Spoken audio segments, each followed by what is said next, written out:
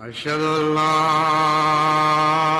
إله إلا الله وحده لا شريك له وأشهد أن محمدا عبده ورسوله أما بعد فأعوذ بالله من الشيطان الرجيم بسم الله الرحمن الرحيم الحمد لله رب العالمين الرحمن الرحيم مالك يوم الدين إياك نعبد وإياك نستعين اهدنا الصراط المستقيم صراط الذين أنعمت عليهم غير المغضوب عليهم ولا الضالين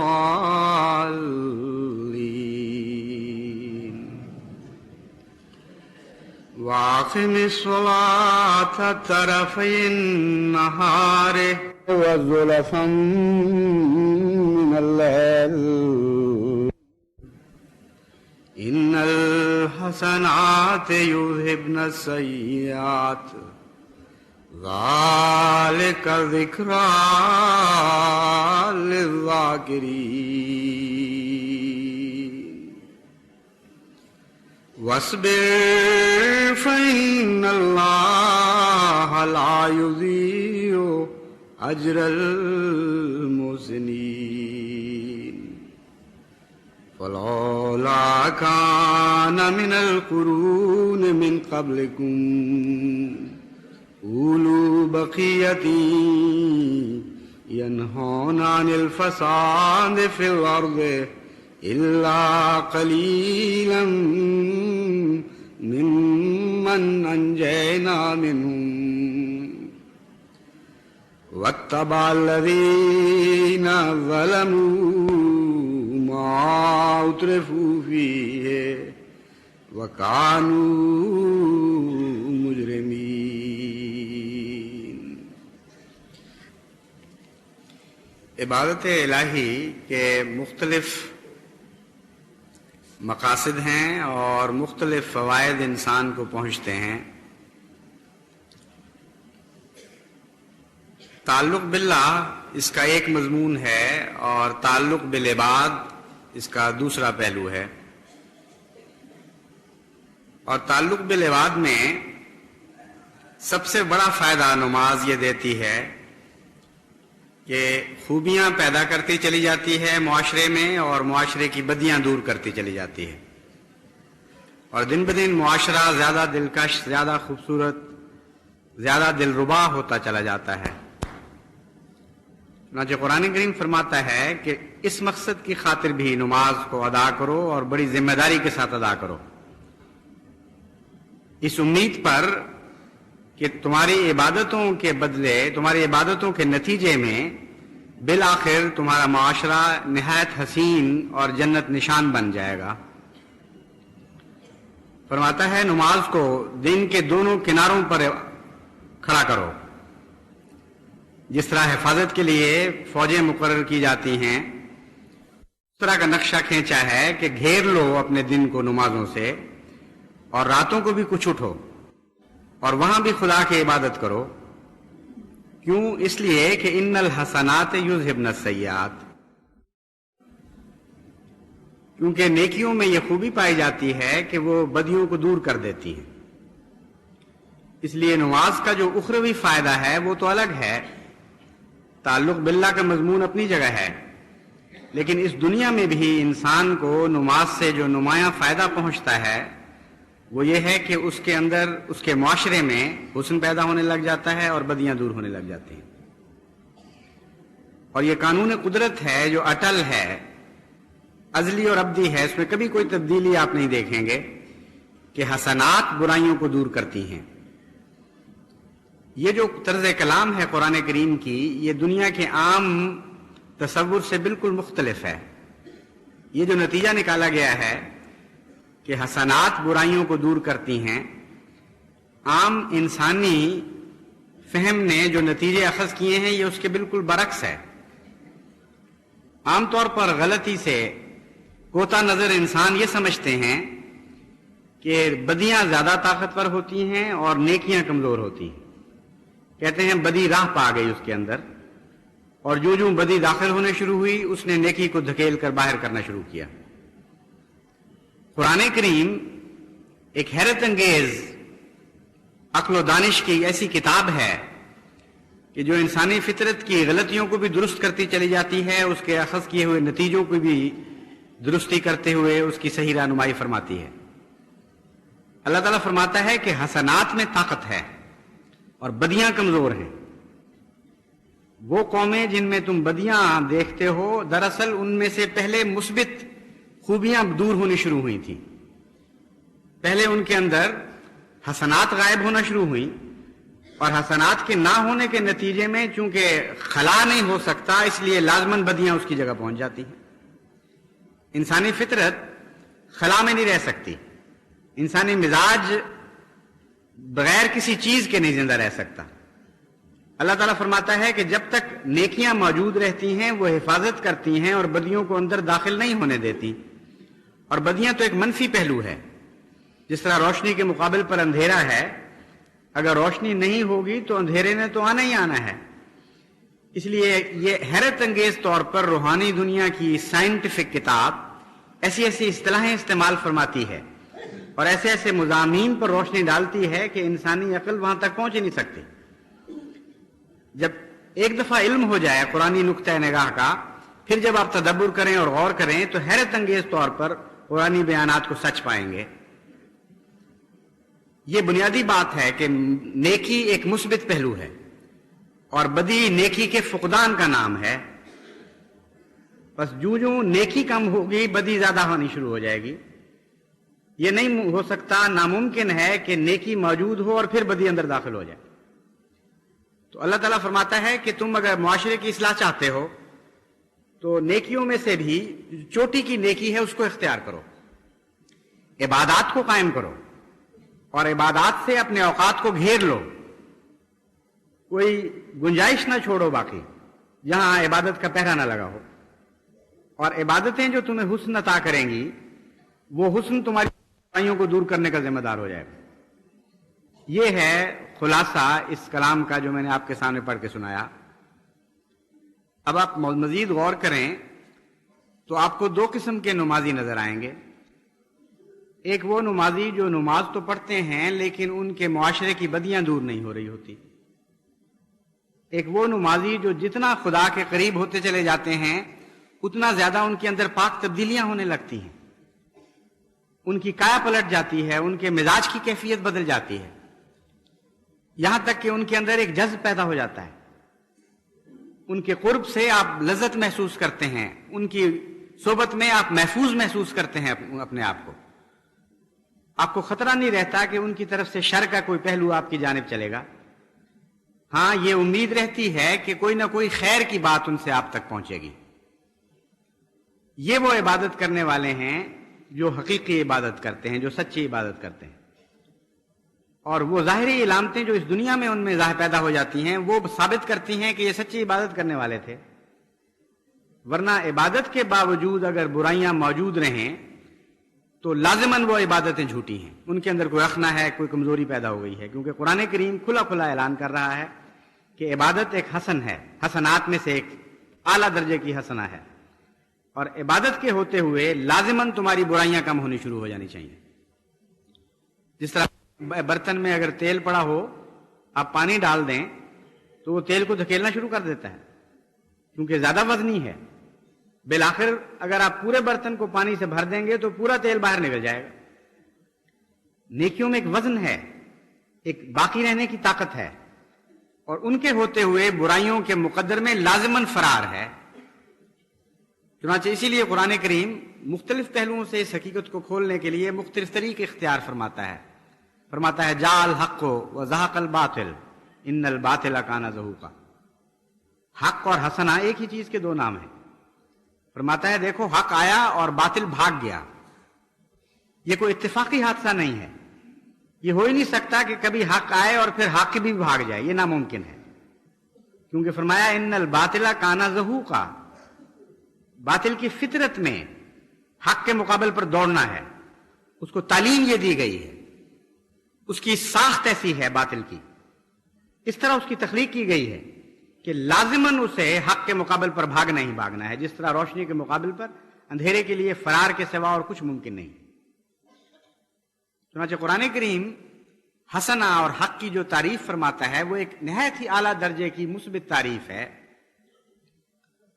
چنانچہ دوسری جگہ فرماتا ہے فَأَمَّا الزَّبَدُ فَيَذْهَبُ جُفَاءً وَأَمَّا مَا يَنْفَعُ النَّاسَ فَيَمْكُثُ فِي الْأَرْضِ۔ یہ بدیاں اور یہ کھوکھلی دنیا کی باتیں یہ تو جھاگ کی طرح ہوا کرتی ہیں، ان میں وزن کوئی نہیں ہوتا، یہ باقی رہنے والی چیزیں نہیں ہیں۔ فَأَمَّا مَا يَنْفَعُ النَّاسَ، وہ صفات حسنہ جو بنی نوع انسان کے فائدے کے لیے پیدا کی گئی ہیں، ان میں باقی رہنے کی صلاحیت ہے۔ یمکث فی الارض، وہ زمین میں باقی رہ جاتی ہیں۔ یہ جو قرآن کریم نے مضمون بیان فرمایا، اس پر بعض سطحی نظر رکھنے والے یہ اعتراض کرتے ہیں کہ ہم نے تو اس کا برعکس نظارہ دنیا میں دیکھا ہے، دنیا میں مختلف مذاہب آئے اور آ کے گزر گئے، اور ہر دفعہ جب وہ غالب آنے کے بعد پیچھے ہٹے اور وہ زمینیں چھوڑیں جہاں ایک دفعہ ان کو غلبہ نصیب ہوا تھا، تو بدیوں نے پھر وہیں جگہ پا لی اور بدیوں کا گویا دوبارہ راج شروع ہو گیا۔ ہر نیکی کی لہر عارضی طور پر آتی ہے اور چلی جاتی ہے، اور مستقلاً بدیاں ہی یہاں بسیرے کرتی ہیں اور بدیاں ہی ڈیرے ڈالتی ہیں۔ یہ ایک عام مشاہدہ ہے تاریخ انسانی کا، جس پر غور کرتے ہوئے ایک سطحی نظر کا انسان کہتا ہے کہ پھر اس کا کیا مطلب کہ ان الحسنات یذہبن السیئات۔ ہم تو یہ دیکھتے ہیں کہ ان السیئات یذہبن الحسنات، بدیوں نے ہی بالآخر نیکیوں کو دھکیل کے باہر کیا ہے، اور نیکیوں نے بدیوں کو نہیں دھکیلا۔ یہ مضمون دو طرح سے غلط ثابت ہوتا ہے، یعنی سرسری نظر میں اور تاریخی مطالعے میں تو بظاہر یہی حقیقت نظر آ رہی ہے، مگر قرآن کا کلام لازماً سچا ہے اور عقل کو منوایا جا سکتا ہے۔ اب جب مزید تجزیہ کریں گے صورتحال کا تو آپ کو معلوم ہوگا کہ قرآنی دعویٰ ہی سچا ہے اور ہمارے مشاہدے نے کچھ غلطی کی تھی۔ سب سے پہلی بات جو نظر آتی ہے وہ یہ ہے کہ نیکی اس وقت داخل ہوتی ہے جب نبوت آتی ہے، اور بظاہر اتنی کمزوری کی حالت میں داخل ہوتی ہے کہ اگر بدی میں کوئی وزن ہوتا تو ممکن نہیں تھا کہ نیکی راہ پا جاتی۔ یعنی تمام وہ غلبے کے محرکات، تمام وہ سامان جس کے نتیجے میں غلبے کو برقرار رکھا جا سکتا ہے، وہ سارے بدی کے پاس ہوتے ہیں، اور کلیتاً رچ بس جاتی ہے معاشرے میں، انگ انگ میں بھیگ چکی ہوتی ہے، کو بھگو چکی ہوتی ہے۔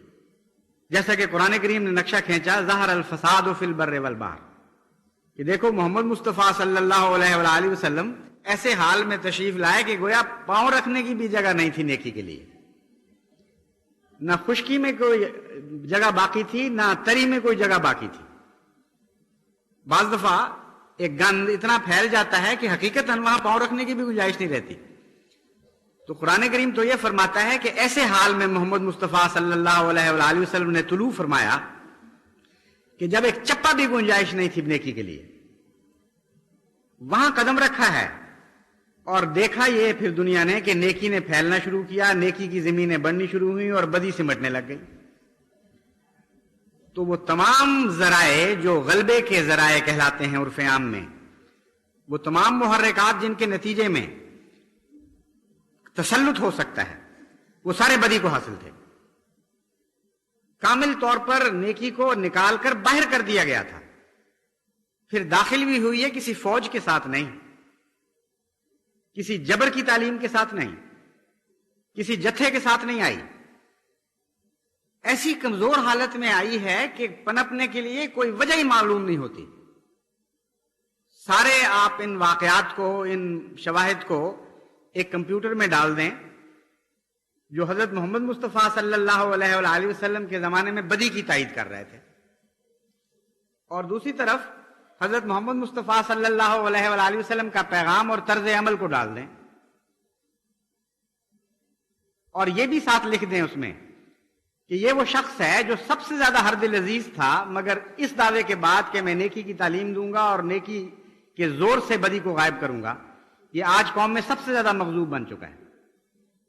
اس کے اپنے عزیزوں نے اس کو چھوڑ دیا ہے، اس کے رشتہ داروں نے اس سے منہ موڑ لیا ہے، جتنے اس کے جتھے تھے، جتنے اس کے مداح تھے، سب پیچھے ہٹ چکے ہیں، اور کامل طور پر ساری دنیا میں بدی غالب آ گئی ہے. کیا نتیجہ نکلنا چاہیے؟ ہر بار کمپیوٹر یہ جواب دے گا کہ سوال ہی نہیں پیدا ہوتا نیکی کے غالب آنے کا. لازماً یہ ایک شکست خوردہ حقیقت ہے جسے دوبارہ داخل ہونے کا سوال ہی نہیں پیدا ہوتا. لیکن واقعہ کیا ہوتا ہے؟ واقعہ یہ ہوتا ہے کہ قرآن کریم فرماتا ہے افلا یرون انا ناتی الارض ننقصها من اطرافها افهم الغالبون، کہ یہ بیوقوف جو اپنے غلبے کے اوپر چھلانگیں لگا رہے ہیں اور بڑے بڑے بول رہے ہیں کہ ہماری طاقت کے مقابل پر اس نیکی کی کمزور حالت پنپ کس طرح سکتی ہے. کہتے ہیں وہ یہ کیوں نہیں دیکھتے کہ ہم زمین کو، ان کی زمین کو تنگ کرتے چلے جا رہے ہیں اور محمد مصطفیٰ صلی اللہ علیہ وآلہ وسلم کی زمین کو بڑھاتے چلے جا رہے ہیں. دن بدن ان کی زمینوں کے کنارے کٹ کٹ کے محمد رسول اللہ علیہ وسلم کی زمین میں داخل ہو رہے ہیں. افہم الغالبون، تو وہ کیسے غالب آ جائیں گے جن کی زمینیں تنگ ہو رہی ہیں؟ تو نیکی اس وقت داخل ہوتی ہے جبکہ سارے آڈز، ان انگریزی محاورے کے مطابق سارے وہ محرکات جو فیصلہ کن ہوا کرتے ہیں ایک مقابلے میں، وہ بدی کے حق میں ہوتے ہیں. ایک ہی چیز ہے قرآنی بیان کے مطابق جو نیکی کے حق میں جاتی ہے، اور وہ یہ ازلی ابدی قانون ہے، اٹل قانون ہے، ان الحسنات یذہبن السیئات، کہ نیکیاں ایک مثبت طاقت ہیں، یہ کوئی منفی تصورات نہیں ہیں. جب یہ مثبت طاقتیں داخل ہوتی ہیں تو منفی طاقتوں نے لازماً ہٹنا ہے وہاں سے.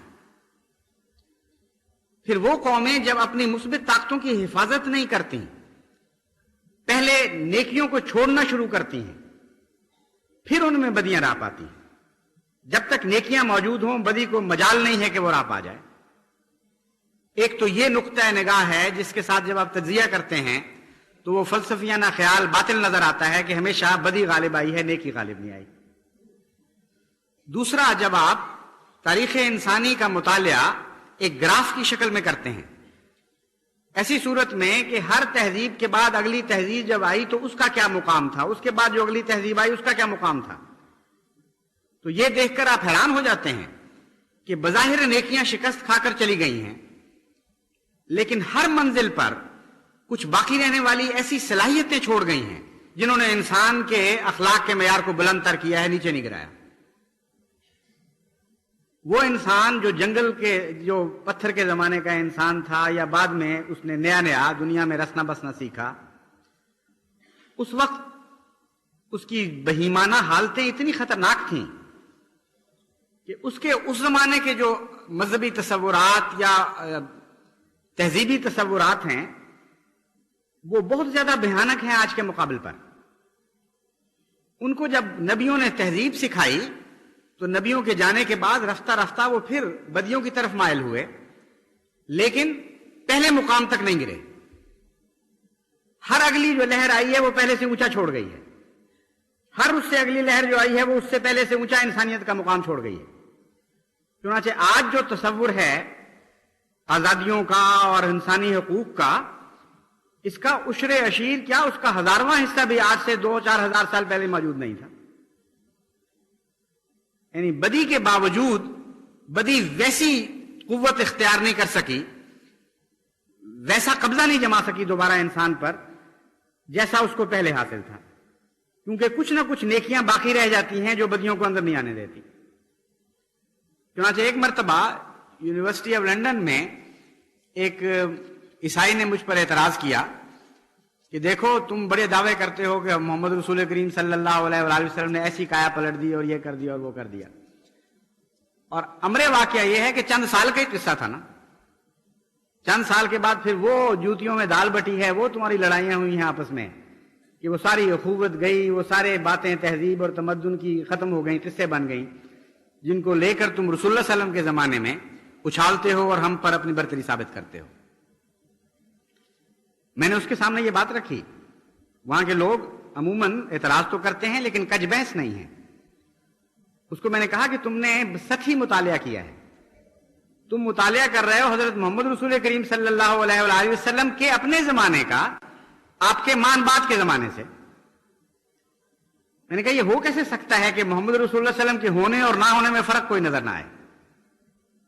इतनी अजीमुशान कुव्वत थी आपकी, ऐसा अजीमुशान वजूद था ताकत के लिहाज से, जो नेकियों के हक में एक अजीमुशान सूरज तुलू हो चुका था। और उस वजूद के होने और ना होने में अकल के खिलाफ बात है कि फर्क कोई ना पड़े। यानी वैसे ही रहता मामला जिस तरह रसूलुल्लाह सल्लल्लाहु अलैहि वसल्लम थे आपके जाने के बाद भी गोया, और सोसाइटी को कोई असर ना पड़ता। मैंने कहा ये बड़ा बेवकूफों वाला तस्वुर है। लेकिन तुम्हें मुकाबला करना चाहिए, जो तुम दावा कर रहे हो उसका तोड़ यह है कि तुम एक मुकाबला करके देखो रसूलुल्लाह सल्लल्लाहु अलैहि वसल्लम के पहले के जमाने का रसूलुल्लाह सल्लल्लाहु अलैहि वसल्लम के बाद के जमाने से। जिस वक्त हजरत मोहम्मद रसूल करीम सल्लल्लाहु अलैहि वसल्लम ने अरब में कदम रखा है तो अरब की क्या हालत थी। उसे उठाया और बड़ी बुलंदियां अता की, जब छोड़ के गए तो फौरन महसूस होता है कि गिरा है दोबारा, लेकिन उतना नहीं गिरा जितना पहले हालत थी। बल्कि अरब की पहली हालत के मुकाबले पर जब बिगड़े हुए इस्लाम का जमाना भी आप देखते हैं तो वो औज सुरैया पर कदम रखता हुआ दिखाई देता है। कहां जाहिल अरब और कहां उमैया का दौर, कहां जाहिल अरब और कहां अब्बासियों का दौर। हमें दुख देता है वो दौर इसलिए कि हजरत मोहम्मद रसूल करीम सल्लल्लाहु अलैहि वसल्लम के जमाने पर रख कर देखते हैं और बड़ी तकलीफ पहुंचती है, दाग दाग नजर आता है वो दौर। लेकिन आ हजरत सल्लल्लाहु अलैहि वसल्लम ने जो कुछ अता किया वो सब कुछ जाहिल नहीं हो सका, हजारों साल भी उसको जाहिल नहीं कर सके। आज 1400 साल गुजर चुके हैं, लेकिन ऐसी खूबियां जारी हैं आज भी मुसलमानों में कि गिरे पड़े भी वो बाकी कौमों के मुकाबले पर उन खूबियों में बेहतर है। अरबों में हजरत सल्लल्लाहु अलैहि वसल्लम ऐसी खूबियां दाखिल कर गए कि आज वो बहुत दूर चले गए हैं इस्लाम से, लेकिन फिर भी वो खूबियां उनकी हिफाजत कर रही हैं। बाज मामलात में मुसलमान दूसरे के मुकाबले पर नुमाया नजर आता है। एक ये बात है मसलन कि मुसलमान से जुल्म करने की ताकत छीन ली है मोहम्मद रसूलुल्लाह सल्लल्लाहु अलैहि वसल्लम ने। जुल्म करता तो है, लेकिन हमें इसलिए जुल्म नजर आता है कि मेयार बहुत बड़ा बढ़ा दिया हुजूर सल्लल्लाहु अलैहि वसल्लम ने इंसाफ का। कहां हिंदुओं का जुल्म, कहां सिखों के मजालिम, कहां गैर कौमें जो एक दूसरे पर मजालिम करती हैं उनका हाल, और कहां वो मजालिम जो हम कहते हैं जुल्म है लेकिन हजरत मोहम्मद मुस्तफा सल्लल्लाहु अलैहि वसल्लम के मानने वाले बाद अपने साथियों पर या उनसे उन पर करते हैं जिनसे रूठ चुके हैं। जो हमें जुल्म नजर आते हैं वो दुनिया की नजर में कोई हैसियत ही नहीं रखते। ये हजूर अकरम का ही एहसान है कि वो हसनात जो आपने पैदा की थी वो कुल्लियतन गायब नहीं हुई, जितनी रही हैं उस हद तक बदी उनमें दाखिल नहीं हो सकी। और हर लहर ने जो नबूवत की आई है दुनिया में इंसान को पहले से बुलंदतर मुकाम पर छोड़ा है, और कुछ ऐसी नेकियां छोड़ी हैं पीछे जिनके अंदर वजन था और बाकी रहने वाली थी, और बदियों को कभी भी उन पर पूरी तरह यलगार करके मगलूब करने की तौफीक नहीं मिली। यह है इंसानी तहजीब का माहसल, यह है तारीखी दौर का सबक। हर दौर अपने से बेहतर दौर छोड़ के गया है, फिर हर आने वाला दौर अपने से और बेहतर दौर को छोड़ के गया है, और इन तमाम में असल मूजिब, असल जिम्मेदार नबूवत है। हर दफा नबूवत ही है जिसने इंसान की तालीम और तरबियत की है। बस इन्नल हसनात युज़हिबन सय्यात का मजमून आज भी जारी है। आज भी अहमदियों को अल्लाह ताला के फजल से जो हसनात अता हुई और जिनके नतीजे में हमारी बदियां दूर होनी शुरू हुई हैं, यह भी नबूवत की बरकत है। हम में और गैरों में फर्क क्या है? यही तो फर्क है कि हम फैज़ नबूवत से वाबस्ता हो चुके हैं और बहुत से ऐसे हैं जो फैज़ नबूवत का इनकार कर चुके हैं। हम उस दौर में दाखिल हो गए हैं जहां हसनात बदियों को दूर करना शुरू कर देती है। लेकिन याद रखिए कि इन हसनात को बड़ी कुव्वत के साथ चिमटे रहें। तारीख इंसानी से सबक हासिल करें। जब भी आप में मुस्बित नेकियां कम होनी शुरू हो जाएंगी, लाजमन आप में बदियां दाखिल होनी शुरू हो जाएंगी। जब भी आप में बदियां दाखिल होंगी तो महज ये तालीम के बदियां छोड़ दो, ये किसी काम नहीं आएगी। कभी किसी के कहने से बदियां नहीं छोड़ा करता कोई। हां, नेकियां अगर इख्तियार करे कोई कौम तो बदियां खुद ब खुद छूटनी शुरू हो जाती हैं। इस वक्त अल्लाह ताला के फजल से जमात अहमदिया का ये मेयार है और बहुत बड़ा हजरत मसीह मौऊद अलैहिस्सलातु वस्सलाम का एहसान है कि ऐसे इंसानों की एक जमात पैदा कर दी जो नेकी की बातें ज्यादा सुनती है और नेकी की बातें सुनकर जल्दी अमल करती है, और बदियों के खिलाफ इनके अंदर एक तबी और फितरी बगावत पैदा हो चुकी है। बहुत कोशिश करके लोगों को बदियां दाखिल करनी पड़ती हैं जमात अहमदिया में। मुनाफिकों को बड़े जोर मारने पड़ते हैं, तब जाकर वो चिरके लगाते हैं। एक दिफा की ताकत अज़ खुद पैदा हो गई है और ये दिफा की ताकत तभी नतीजा है नेकियों का। जब तक नेकियां आपके अंदर रहेंगी ये दिफा की ताकत मौजूद रहेगी। जब नेकियां खाई जाएंगी तो ये दिफा की ताकत भी खुद ब खुद खत्म होती चली जाएगी। यानी जब नेकियों को आप खुद छोड़ देंगे, ये आपके इख्तियार की बात है।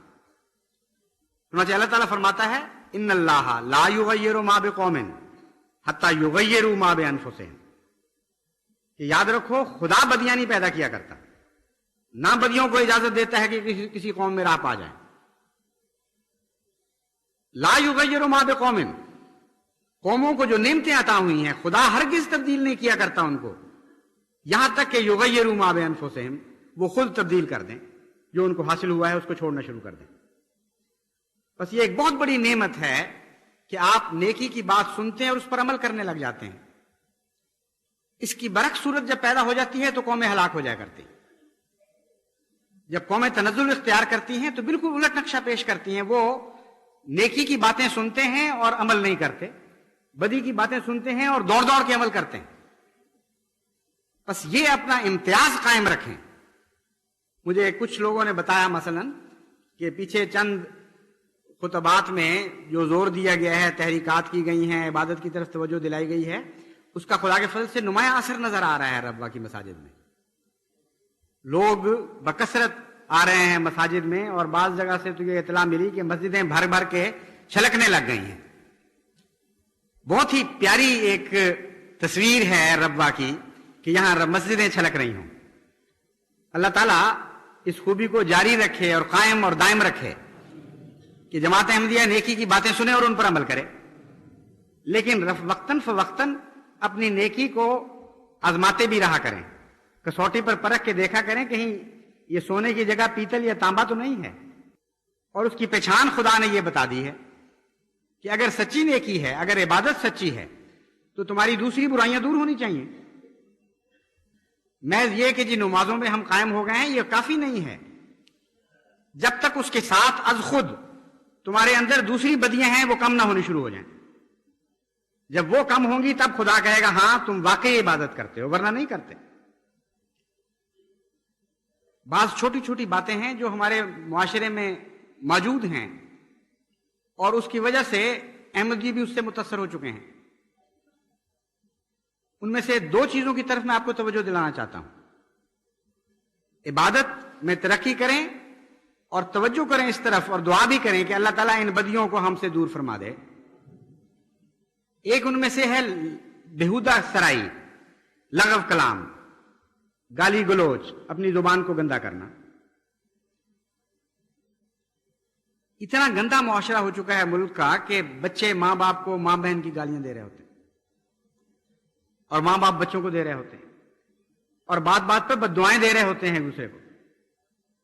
इस कदर जालिमाना मुआशरा है कि जिम्मेदार अपने जानवरों को जिनके ऊपर पल रहा है उनको मौत की दुआएं देता है, और वो कुम्हार जिसका रिज्क गधों से वाबस्ता है वो हर मोड़ पर गधे को कहता है तू मर दफा हो। ऐसा गंदा मुआशरा जहां हो चुका हो, وہاں جب تک آپ اپنے اندر مقابل کی بات خوبیاں پیدا نہیں کریں گے، یہ چیزیں آپ کے اندر ضرور راہ پا جائیں گی۔ زبان کو ناپاکی سے بچانے کے لیے جو متبادل خوبی ہے وہ ذکر الہی ہے۔ ذکر سے اپنے منہ کو معطر رکھیں، بدیاں، گالی گلوچ، فحش کلامی خود بخود دور ہونی شروع ہو جائے گی۔ محض آپ کسی کو کہیں کہ گالیاں نہ دو تو وہ نہیں چھوڑے گا کبھی۔ اس کو توجہ دلائیں ذکر الہی کی طرف اور درود کی طرف۔ اس کو کہیں میاں کوشش کرو زیادہ سے زیادہ اللہ کو یاد کیا کرو، خدا کا نام لیا کرو، اور آن حضرت صلی اللہ علیہ وآلہ وسلم پر درود بھیجا کرو، اور سوچ کر ایسا کیا کرو۔ جس شخص کو یہ عادت پڑنی شروع ہو جائے گی، لازماً جتنی یہ عادت راسخ ہوگی اسی قدر فحش کلامی کی عادت اس کو چھوڑنا شروع کر دے گی، کیونکہ ایک زیادہ طاقتور، زیادہ مثبت قدر نے اس کی جگہ گھیر لی ہے۔ دوسرا ہے گھروں میں بے وجہ جھگڑا کرنا، میاں بیوی کا تیز کلام کرنا، ایک دوسرے کو تانے دینا، خامدوں کا یہ سمجھنا کہ ہم ایک لونڈی اٹھا لائے ہیں جو ہمارے ماں باپ کی بھی اسی طرح لونڈی ہے جس طرح ہماری ہے، اور اس کی اپنی ذاتی کوئی چیز ہی نہیں ہے، کوئی احساس ہی نہیں ہے گویا اس میں۔ اس کے ماں باپ کو گالی دے دی جائے تو ہمارا حق ہے، لیکن ہمارے ماں باپ کا اگر احترام چھوڑنا تو درکنار، بھی ہلکی سی بھی بے اتنائی ان کی طرف سے کرے تو ہمارا حق ہے کہ اس کو جوتیاں ماریں، اس کو گالیاں دیں، اس کے ماں باپ کو کوسیں اور ذلیل اور رسوا کر کے نکال دیں۔ یہ جو رجحان ہے معاشرے کا، یہ نہایت ہی ظالمانہ ہے اور جہنم پیدا کرنے والا رجحان ہے، آپ کی تسکین کی جنتوں کو ختم کر دے گا۔ اس کے برعکس بھی صورتحال ہے۔ بعض عورتوں کو یہ خیال ہوتا ہے کہ ہمارا تو حق ہے کہ ہم بد کلامی کریں، شور ڈالیں، کسی کے ماں باپ کو گالیاں دیں، ظلم کریں، اور خاوند کا یہ حق نہیں ہے کہ ان باتوں میں کوئی برا منائے یا ہمارے ماں باپ کے متعلق کچھ کہے۔ یہ جو صورتحال ہے اس نے معاشرے میں اتنے دکھ پیدا کیے ہوئے ہیں کہ جس گھر میں یہ واقعہ ہوتا ہے صرف وہیں تک دکھ نہیں رہتا بلکہ ارد گرد پھیلتا ہے، کیونکہ رشتہ داریوں کے تعلقات کی نسبت سے یہ آگے محسوس ہونا شروع ہو جاتا ہے۔ اور ایسا معاشرہ جس کی تعریف حضرت محمد مصطفیٰ صلی اللہ علیہ وآلہ وسلم نے ایک مومن کے معاشرے کے طور پر کی ہے، اس میں تو اس تیزی سے یہ ساری جگہ سرایت کر جاتا ہے دکھ کہ ہر گھر کا دکھ ہر دوسرے گھر کا بن جاتا ہے۔ کیونکہ حضرت صلی اللہ علیہ وآلہ وسلم بیان فرماتے ہیں کہ مومن کی مثال، مومنوں کی جماعت کی مثال تو ایک بدن کی سی ہے، پاؤں کی انگلی کے کنارے پر بھی ایک کانٹا چبھے تو سارا بدن بے چین ہو جاتا ہے۔ تو یہاں رشتہ داریوں اور قرابت داریوں کا سوال نہیں رہا۔ اب تو اگر ایک احمدی گھرانے میں بھی دکھ پہنچے گا تو جس احمدی کو علم ہوتا چلا جائے گا وہ دکھ محسوس کرنا شروع کر دے گا۔ تو بجائے اس کے کہ آپ کی طرز عمل جنت پیدا کرے معاشرے میں، آپ جہنم کیوں پیدا کرتے ہیں؟ آپ بھی دکھ اٹھاتے ہیں، دوسروں کے لیے بھی دکھ کا سامان کرتے ہیں۔ یہ تعلق ایسا ہے میاں بیوی کا کہ جب تک رہتے ہیں حسن اخلاق سے رہنا چاہیے۔ اگر حسن اخلاق سے نہیں رہ سکتے تو اللہ تعالیٰ فرماتا ہے احسان کے ساتھ جدا ہو جاؤ، جدائی میں بھی احسان کرو، معروف کے ساتھ رہو، اور اگر نہیں رہ سکتے تو جدا ہو جاؤ، لیکن جدائی میں بھی احسان کا پہلو ہو، کڑواہٹ نہ پائی جائے۔ یہ ہے اسلامی معاشرہ۔ لیکن اس کے برعکس جیسا کہ میں نے بیان کیا ہے، ماحول گندا ہو چکا ہے اور جماعت پر بھی ان باتوں کا بہت برا اثر ہے۔ اب سوال یہ ہے کہ اس بدی کو دور کرنے کے لیے کیا اختیار کرنا چاہیے طریق؟ قرآن کریم نے اس کا بہت ہی پاکیزہ حل بیان فرمایا ہے، ایک مثبت طاقت آپ کو عطا کی ہے۔ جہاں نکاح کا مضمون بیان کیا گیا وہاں یہ بھی ساتھ بیان فرما دیا، واتقوا اللہ الذی تساءلون بہ والارحام، کہ اللہ کا تقوی اختیار کرو جس کا واسطہ دے دے کر تم مانگتے ہو اور اپنے لیے خیر طلب کرتے ہو، والارحام، اور ہم تمہیں متنبہ کرتے ہیں کہ رحموں کے حق ادا کرنا۔ مطلب یہ ہے کہ انسان کو متوجہ کیا گیا کہ اپنے ماں باپ کا حق تو تم ادا کرتے ہی ہو رشتوں کے لحاظ سے، خاص تنبیہ کا پہلو اس وقت پیدا ہوتا ہے جب دو رحموں کے رشتے آپس میں جڑ رہے ہوتے ہیں، جب ایک کے ماں باپ کا تعلق اپنی بیٹی یا بیٹے کے ذریعے دوسرے کے ماں باپ سے ہو رہا ہوتا ہے اور بیچ میں ایک سنگم پیدا ہو جاتا ہے، ایک ایسا مقام آ جاتا ہے جہاں میاں بیوی کے ماں باپ دونوں کے ماں باپ بن جاتے ہیں۔ فرمایا اس بات کا خیال رکھنا کہ اب تمہارے ارحام کے تعلقات پھیل رہے ہیں، اگر تمہیں ہم سے تعلق ہے، ہم سے پیار ہے، اگر تم چاہتے ہو کہ ہم تم سے رحمت کا سلوک کریں تو تم ان رحمی رشتوں کا خیال کرنا اور کوشش کرنا کہ جس طرح اپنے ماں باپ سے پیار کرتے ہو اور خدمت کرتے ہو دوسرے کے ساتھ بھی کرو۔ یہ ایک ایسا مثبت نظریہ ہے کہ اگر دونوں میاں بیوی یہ کوشش کریں کہ ماں باپ سے بڑھ کر دوسرے کے ماں باپ کا خیال رکھیں، بڑھ کر تو نہیں کر سکتے لیکن کم سے کم اپنے ماں باپ کی طرح سلوک کریں، تو دونوں طرف سے جو بعض دفعہ زیادتیاں ہو جاتی ہیں وہ بالکل پلٹ جائیں گی، دونوں میں اثار پیدا ہو جائے گا، دونوں میں ایک دوسرے سے زیادہ محبت پیدا ہو جائے گی، جہنم کی بجائے ایک جنت بن سکتی ہے۔ لیکن اگر عبادت آپ کرتے رہیں اور ان باتوں کا خیال نہ کریں، معاشرے میں گالی گلوچ ہو، اور یہ ایک دوسرے کو تقویت دیتی ہیں چیزیں، گالی گلوچ اگر ہے تو پھر یہ بدخلقی بھی زیادہ ہو جائے گی، اگر ذکر الہی ہے تو آپ کو زیادہ توفیق ملے گی ایک دوسرے کے رحمی رشتوں کا لحاظ کرنے کی۔ تو یہ دونوں خوبیاں ایسی ہیں جو تقویت دیتی ہیں ایک دوسرے کو، اس لیے آپ ذکر الہی پر بہت زور دیں، درود پر بہت زور دیں نمازوں کے ساتھ ساتھ، اور جس کو کہتے ہیں زبان کو تر رکھنا، اپنے دل کو بھی تر رکھیں اور زبان کو بھی تر اور پاک رکھیں۔ پھر جب آپ فحش کلامی کرنے کی کوشش کریں گے عادتاً، تو بغیر کسی کے کہے بعض اوقات آپ کا نفس آپ کو جھنجھوڑے گا اور آپ کو متوجہ کرے گا کہ بھئی تم کیسے انسان ہو کہ دودھ کے لیے بھی وہی برتن اور پیشاب کے لیے بھی وہی برتن، کھانے کے لیے بھی وہی برتن اور گندگی کے لیے بھی وہی برتن، تمہیں شرم نہیں آتی؟ ذکر الہی سے زبان معطر کرتے کرتے اس میں ایسا گند ڈال دیتے ہو منہ میں، زیب دیتا ہے اس منہ کو یہ گند جس پہ محمد رسول اللہ صلی اللہ علیہ وسلم اور خدا تعالیٰ کا نام چل رہا ہو۔ یہ باتیں نفس خود متوجہ دلائے گا آپ کو ان باتوں کی طرف، اور رفتہ رفتہ ایک پاکیزگی کی منزل کی طرف آپ روانہ شروع ہو جائیں گے، پاکیزگی کے لامتناہی سفر کی طرف روانہ ہو جائیں گے۔ پھر جب آپ دوسرے کے لیے اثار کریں گے اللہ کی خاطر، اللہ کی محبت میں دوسرے کے ماں باپ کا خیال کرنا شروع کریں گے، تو یہ ہو ہی نہیں سکتا کہ دوسرا فریق آپ کے ماں باپ کا پہلے سے بڑھ کر خیال نہ کرے، ایک انسانی فطرت ہے۔ تو اللہ تعالیٰ ہمیں توفیق عطا فرمائے کہ ہمیشہ اس بات کو، یہ بنیادی بات ہے، ہمیشہ اپنے اندر امتیازی شان کے ساتھ قائم رکھیں کہ جو نصیحت سنیں فوراً اس پر عمل کرنا شروع کر دیں۔ عام ایک بھنبھناہٹ کے ساتھ، جس طرح شہد کی مکھیوں سے بھنبھناہٹ اٹھتی ہے، اس طرح ایک بھنبھناہٹ پیدا ہو جائے معاشرے میں کہ چلو نیکی کریں، چلو نیکی کریں، یہ آواز کانوں میں پڑی ہے، چلو ایک دوسرے پر سب کر لے کے جائیں، اس روح کی حفاظت کرتے چلے جائیں، تو انشاءاللہ تعالیٰ ایک ایسا زمانہ آئے گا کہ اس دنیا کو جنت بنانے والے صرف اور صرف احمدی ہوں گے، اور ہماری جنت کے ذریعے ہی دنیا کی جہنم میں تبدیل ہوں گی، ہماری ہی وہ زمین ہوگی جو خدا تعالیٰ کے ارشاد کے مطابق پھیلتی چلی جائے گی اور دشمن کی زمین کم ہوتی چلی جائے گی۔ یہ جنت وہ جنت ہے جو اس لائق ہے کہ دنیا پر غالب آئے، اور اللہ تعالیٰ کے فضل سے جماعت احمدیہ ہی کو توفیق ملے گی کہ وہ اس جنت کو دنیا میں غالب کر دے۔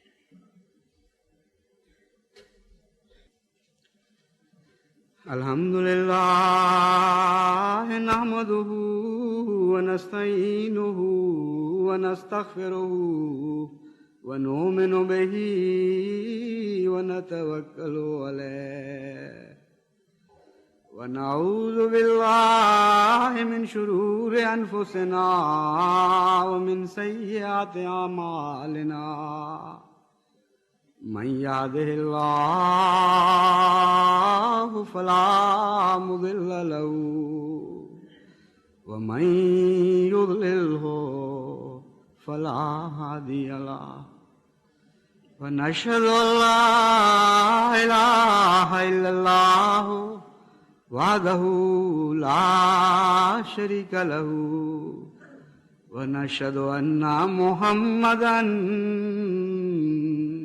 عبدہ ورسولہ۔ آج ایک انتہائی دردناک واقعہ ہوا ہے جس کے ساتھ دل بہت ہی مزمحل ہے.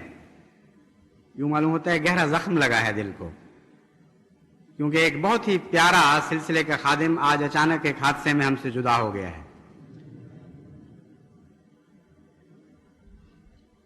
مولانا عبد المالک خان صاحب جو جہاد پر روانہ ہوئے تھے، تبلیغی سفر پر روانہ ہوئے تھے، آج ایک حادثے میں شیخو پورے کے قریب شدید زخمی ہوئے، اور جب تک ایک ہسپتال کی بد انتظامی سے تنگ آ کر دوسرے ہسپتال میں منتقل کیا گیا، اس دوران آپ وفات پا گئے. چلنے سے پہلے لاہور سے فون پر یہ اطلاع ملی. ہمارا دل بے حد مغموم ہے، کیونکہ ایک نہایت فدائی سلسلے کا خادم جو ایک ہندوستان کے چوٹی کے معزز خاندان سے تعلق رکھتا تھا، جس نے اللہ کی عزت کو قبول کیا اور دنیا کی عزت کو دھتکار دیا. ایسے خاندان سے تعلق رکھتا تھا جس کے آباء و اجداد کی سارے ہندوستان میں عزت کی جاتی ہے اور کی جاتی تھی، لیکن ان کے والد نے ان ساری عزتوں کو تج کے حضرت مسیح موعود علیہ السلام کا دامن پکڑا اور اسی عزت کو عزت کی نظر سے دیکھا جو اللہ کی دی ہوئی عزت ہے. ایک امیرانہ ٹھاٹھ چھوڑ کر ایک فقیرانہ زندگی اختیار کی، اور بالکل اسی نہج پر انہی صفات سے رنگین مولانا عبد المالک خان صاحب تھے. ساری اولاد میں سے آپ کو یہ امتیازی مقام حاصل ہوا کہ نہ صرف وقف کیا بلکہ وقف کے تقاضوں کو خوب نبھا. گرمی میں، سردی میں، صحت کی کمزوری میں کبھی بھی اس خدمت دین کا کوئی موقع ہاتھ سے جانے نہیں دیا. چنانچہ پرسوں مجھ سے ملے اور اجازت لی کہ میں فلاں سفر پہ جا رہا ہوں، پھر اس کے بعد میں نے فلاں جگہ ضرورت ہے، مطالبہ ہے، وہاں جاؤں گا، پھر فلاں جگہ جاؤں گا. میں نے کہا مولوی صاحب آپ کی صحت بہت کمزور ہو گئی ہے، آپ کے پاؤں پہ زخم ہے، شوگر کی تکلیف ہے، عمر کا بھی تقاضا ہے، آپ اتنا بوجھ نہ لیں.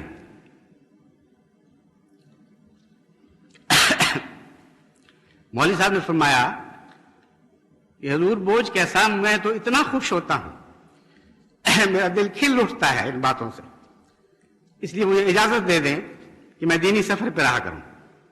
جتنا زیادہ میں سفر کرتا ہوں اتنا ہی میری طبیعت حشاش بشاش ہوتی چلی جاتی ہے. اللہ نے آپ کے اس جذبے کو قبول فرمایا اور اسی سفر کی حالت میں آپ کو اپنے پاس بلا لیا ہے. غم کتنا بھی ہو ہم تب بھی راضی ہیں اپنے اللہ کی رضا سے. آنسو آنکھوں سے گرنا ایک انسانی فطرت کا تقاضا ہے. حضرت محمد مصطفیٰ صلی اللہ علیہ وآلہ وسلم نے ہمیں نرم دل بنا دیا ہے اور انسانیت سکھائی ہے، لیکن جزا فضا کی ہمیں اجازت نہیں، نہ وہ ہماری سرشت میں داخل ہے.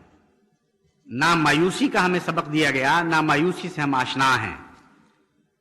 قومیں زندہ رہتی ہیں اور افراد گزرتے چلے جاتے ہیں، اور زندہ قومیں قطعاً اس بات کی پرواہ نہیں کرتی کہ کون آیا اور کون نکل گیا.